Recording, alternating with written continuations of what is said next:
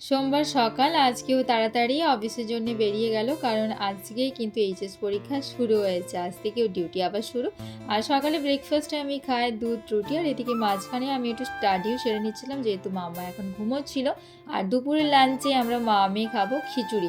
এই অল্প তেল দিয়ে সবজিগুলো ভেজে নিচ্ছিলাম এবং কোনো রকম গুঁড়ো লঙ্কা বা শুকনো লঙ্কা ছাড়াই আমি খিচুড়িটা বানিয়ে নিচ্ছিলাম, কারণ যেহেতু মাম্মা খাবে। এখানে মাম্মার জন্য বানাচ্ছি বানানা ওটস। প্রথমে একটু গ্রাইন্ডারের মধ্যে একটু ওটস আর দুটো আমন্ড বাদাম নিয়ে হালকা একটু গ্রাইন্ড করে নিয়েছি। তারপর প্যানের মধ্যে একটু রোস্ট করে নিয়ে তার মধ্যে ছোটো চামচের 1 চামচ চিনি আর অল্প জল দিয়ে ওটসটা বানিয়ে নিয়েছি। এরপর একটা বানানা ভালো করে এইভাবে স্ম্যাশ করে নিয়েছি।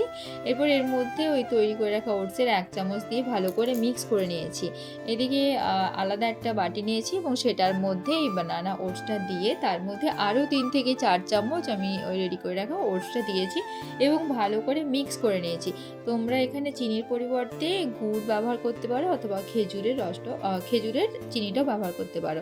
এটা বাচ্চারা খুব আমেজ করে খাবে, কারণ আমার মাম্মা খেতে খুব ভালোবাসে এইটা। আর ঘুম থেকে কিছুতেই উঠতে চায় না, যতক্ষণ না নিজের থেকে উঠবে। একবারে উঠছে তো আবার পাশ ফিরে শুয়ে যাচ্ছে। এদিকে আমার খিচুড়িটাও রেডি, সকালে রান্নাবান্না কমপ্লিট, মা আমি দুজনে ব্রেকফাস্টে কমপ্লিট হয়ে গেছে। আর এদিকে দুটো ডিম সিদ্ধ বসে দিয়েছে। আর আজকে দুপুরের মেনু হচ্ছে খিচুড়ি আর ডিম সিদ্ধ। জবা দিয়েও চলে এসছে। সকালটা আজকে এইভাবেই কাটলো।